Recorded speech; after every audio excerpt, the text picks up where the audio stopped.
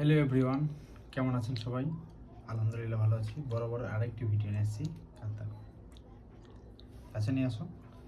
এই যে বড়, এটা হচ্ছে বিকেট মাছের মাথা, এটা দিয়ে আজকে খাবো।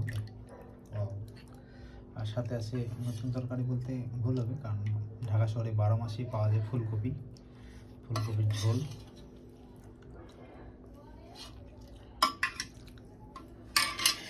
এখন খাবো।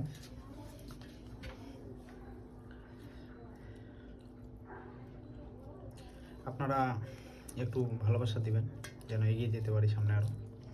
বিসমিল্লাহির রহমানির রহিম।